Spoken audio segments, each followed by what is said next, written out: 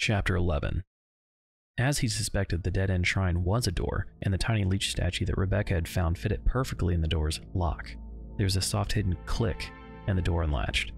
Billy studied the front of the door a moment before going in, deciding the profile was, in fact, that of Dr. James Marcus. He wondered why the leech man they'd seen on the train had looked like Marcus. The leeches had been controlled by the obviously much younger man, the one singing outside. Was the real Marcus still around? It didn't seem likely. That diary Rebecca had found, Marcus had been raving, paranoid that Spencer was coming for him, coming to take his work, and that had been 10 years ago. People that nuts usually weren't able to hold down day jobs. Rebecca was waiting. He set the minor mystery aside and pushed past the extravagant door with the barrel of the shotgun. A quick scan for movement, nothing, and he lowered the weapon, standing farther inside. "Wow," he said, hushed, looking around the room. It was an office, large, expensively fitted with built-in shelves and cabinets on one side. All dark, polished wood and beveled glass, an ornate fireplace opposite. The antique wood furniture, a low table, chairs, a big desk. It was beautiful, the carpet plush, silencing his footsteps. He saw a door at the back of the room, behind the desk, and mentally crossed his fingers that it would turn out to be their escape route. Much of the room's light came from a huge aquarium that dominated the northeast corner near where he stood, painting everything with a watery bluish light, though the aquarium itself was empty. Billy frowned, stepped closer. Not empty. There was no fish, no rocks or plants, but there was a number of things floating on the top. Disgusting things, unrecognizable but no less grotesque. They appeared to be pieces of human flesh, but shapeless, boneless, like deformed, amputated body parts. Billy moved quickly on, disturbed by the pale floating objects. One of the wall cabinets stood open, and Billy walked into it, scanning the books inside. An ancient photo album lay on one shelf, and he picked it up. He knew he had to get back to Rebecca, but he was curious, wondering if the bust on the door meant that he was in Marcus's office. The photos were old, yellowed and curled. He turned a few pages, decided it was a waste of time. He started to put the album back, and a loose picture fluttered out. He stooped to pick it up, held it up to the blue, rippling light. The picture itself wasn't particularly interesting, a trio of young men in their 30s or 40s, all looking clean-cut and well-scrubbed, smiling at the picture taker. On the back, someone had written, "To James, to commemorate your graduation, 1939. Billy studied the photo, decided the young man in the middle could be James Marcus. Something about the shape of the head. He looked familiar, somehow. "That guy," he said, nodding to himself, the singer from the train. They hadn't seen him well, but he had the same stance, the same wide shoulders. He could be Marcus's son, or grandson. There was a puzzle here, and he was starting to think he'd just found another piece. If Spencer had overthrown Marcus, taken his work, wouldn't Marcus's son, or his son's son, want revenge? Maybe the viral outbreak hadn't been an accident. Maybe the guy with the leeches had done it. Billy sighed, setting the photo on top of the album. That was all good and well, but for all practical purposes, who gave a shit?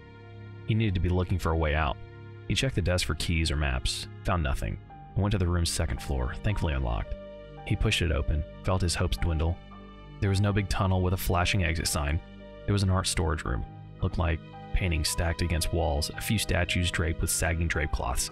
One statue was uncovered, a white marble piece that looked like one of those old Roman gods, seated against one flocked wall, its dusty gaze uplifted, a hand cupped near its belly, and holding something green. Billy walked over and took the small object from the statue's pallid fingers, smiling faintly when he realized it was another carving of a leech, this one in green instead of blue. Another key, perhaps another secret door, and this one might be their ticket out. Day 1. Administer tea to 4 leeches. Their single-minded biology makes them perfect candidates for this research, but they may be too simplistic to adapt. No immediate changes observed. The word 4 was underlined.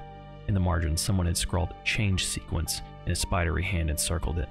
It was part of a lab journal, mostly dates and numbers. Rebecca had been about to set it down when she'd seen that several phrases and words had been underlined on one of the last pages. She read on, looking for more of the marked passages. Day 8. A week now. Rapid growth to double their former size, signs of transformation emerging. Spawning successful. Their numbers doubled, but cannibalistic behavior had been initiated, presumably due to increase in appetite. Hastened to augment food supply, but lost 2. Numbers doubled and 2 were underlined. Day 12. Provided them with live food but lost half when prey fought back. However, they were learning from experience, beginning to exhibit group attack behavior. Evolution is exceeding expectations. Lost half was underlined. There were more marked entries, but Rebecca skimmed on, disturbed by the success of the strange experiment. Day 23. Leeches no longer exhibit individual traits, can move as a collective. Day 31. Breeding at a fantastic rate, eating everything offered now. The last entry painted clearly for her just how far into madness Dr. Marcus had slipped. Day 46. A day worthy of remembrance. Today they began to mimic me. They recognized their father, I believe. I feel such strong affection for them. For them. Do they love? I think they do. It's us. Now, only me, and my brilliant children. No one will take them away from me. With all that I've learned, they wouldn't dare. Hey! It was Billy calling up through the floor. Rebecca set the papers down and walked to the hole, kneeling next to it. Did you find anything useful? She asked, looking down at him. Maybe. Catch, he said, tossing up something small through the hole. Rebecca caught it. It was another of the leech keys, this one green. Is there a door up there with a bust of Marcus on the front? Billy asked. Rebecca shook her head. I don't know. Not in this room, anyway. I've been reading through more of this wacko's experiments. Want me to go take a look around? Billy hesitated. Why don't I come up? We can both look. Just let me find another table or something. I'll be careful, Rebecca said. Didn't you say there was another door down there? Maybe you should try and get it open while I see if I can find the keyhole for this thing. It's a combination lock, Billy said. Unless you have a set of picks handy, I don't think we're going to get it open. Rebecca sighed. Too bad Jill Valentine wasn't with them. She was on the Alpha team, and according to Barry, she could break into anything. Wait, combination lock? Billy nodded, and Rebecca edged back from the hole, hurrying to the desk with Marcus's notes. She quickly read through the marked passages, did the math as she hurried back. 4 leeches, doubled, lost 2, lost half. Try 4, 8, 6, 3, she said. Wild guess? Billy asked. Rebecca smiled faintly. Probably. Just check. She held up the green leech carving. I'll see if I can find where this goes. Billy nodded, reluctantly, and Rebecca stood up, starting for the room's door, not sure if she was being brave or stupid. She didn't really want to do anything alone, not since her encounter with the primates, but as long as she was already on the first floor, it made sense for her to take a look. The lab's doors opened with a short corridor, 3 doors besides the one she'd come through. The first door, on the right, was locked. The second door, around a corner and also to the right, was open, but a quick glance inside showed nothing but a large, empty room. A small office set to one side. It was too dark to see much else. Rebecca closed the door, relieved that she was already 2/3 of the way through their little search, and went to the last door, at the end of the corridor. Also unlocked. Rebecca pushed it open, saw yet another door only a meter in front of her, to the left. The room opened up into what appeared to be the same lab she'd started from. It wasn't, but the way the rooms were oriented, it had been connected to the first lab. Maybe they'd split up at some point. A movement. There, near a table by the connecting wall, was one of the infected, a gaunt, sallow man. His eyes blank, his mouth open and hungry. He shuffled toward her, making a small gurgling sound in the back of his throat. He was slow, very slow. Rebecca looked between him and the door in front of her, the weight of the leech key warm in her hand. Taking a chance, she stepped forward and pushed at the door, was through and quickly closing it behind her before the too-thin zombie could take another step. She stepped into an operating room, old and unclean, the once sterile tiles gray with light film of scum, a few metal gurneys standing about on tilted wheels, and there, across from her and to the left, was a greenish door with a profile of Dr. Marcus on the front door. Gotcha, she said, moving to the door, studiously avoiding a closer look at the operating table set in the room's far corner after she caught a glimpse of the heavy restraints attached. She had an idea of what Marcus had been up to. She didn't need to suffer the details. The small leech fit perfectly into a depression just under the likeness of Dr. Marcus, and she heard the sound of a latch giving way. The door opened, and she took a step back, staggered by the smell, an odor she'd come all too familiar with. The narrow room was lined to both sides with morgue drawers, several of them standing open. There were 2 bodies on the floor, neither moving, but she trained her handgun on the closest at the same. Breathing shallowly, she walked inside. God, please let there be something worth locking up in here, she thought, stepping past an overturned gurney. And let it be in plain sight, if it's not too much trouble. There was no way she was going to search each drawer. At the far end of the room was an offshoot to the right. Rebecca stepped over the second body, turned the corner, trying not to gag at the atrocious smell. There was another metal gurney pushed to one side, and on top a single metal key. She picked it up, feeling a mix of emotion. She'd found something. It was good. But whoopee, another key. It could go anywhere. Could be the key to Marcus's summer home for all she knew.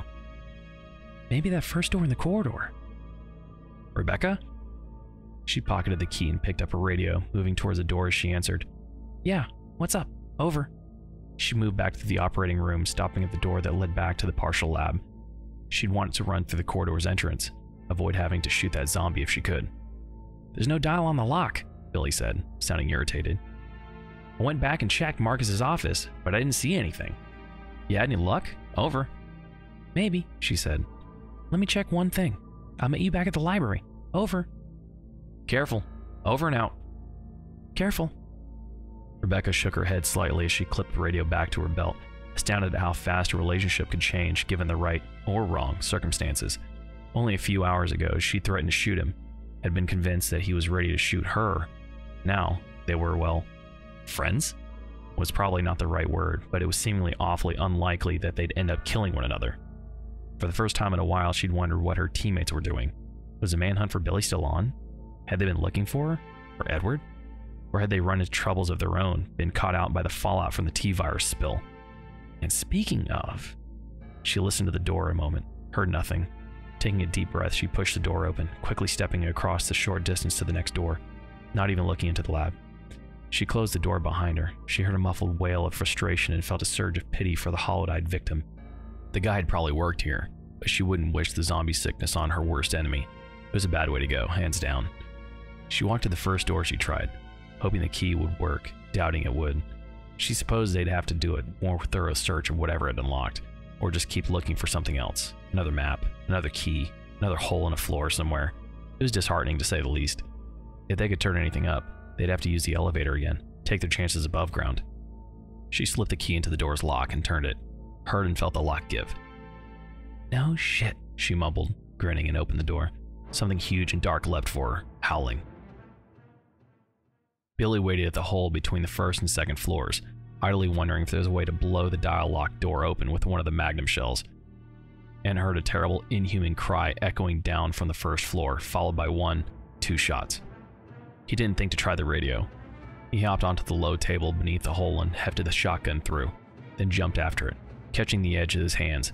He doubted his abilities before, but now it didn't cross his mind that he might not be able to pull himself up.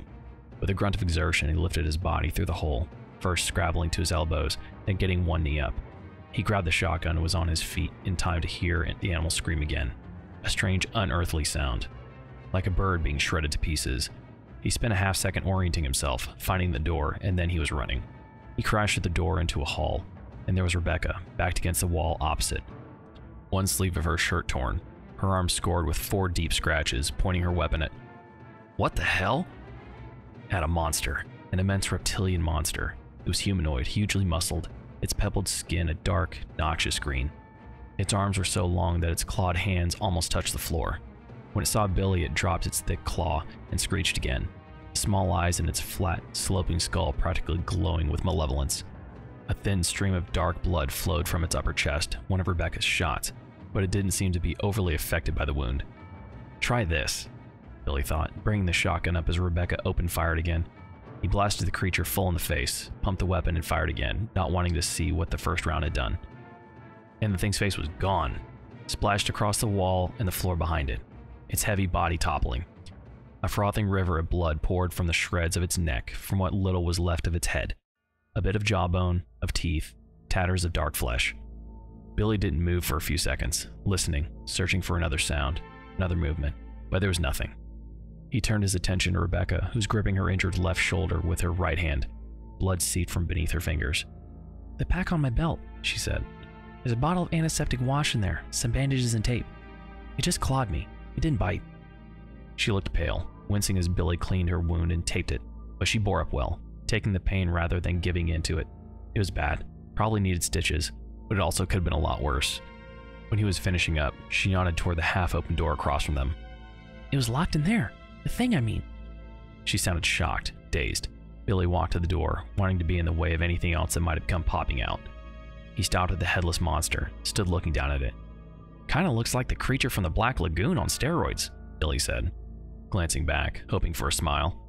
He got one, shaky but real, and once again, was impressed with her fortitude. It was rare to be able to recover so quickly from an unexpected attack, especially by a nightmare like the monster in front of them. Most people would be shaking for hours afterwards. Rebecca moved to stand beside him. She nudged to one of the creature's bulky legs with her boot. "Amazing," she said. "Things they were doing out here. Genetic engineering? Recombinant viruses?" "I think psychotic is the word you're looking for," Billy said. She nodded. "Can't argue with that. Let's see if it was guarding anything important."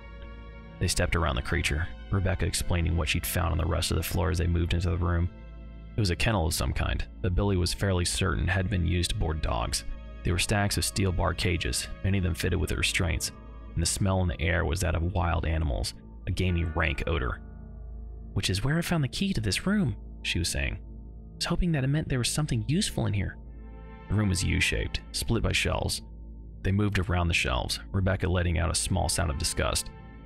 Heaped in the far corner was a heap of torn fur and gnawed bones, what appeared to be the remains of a few of those baboon creatures.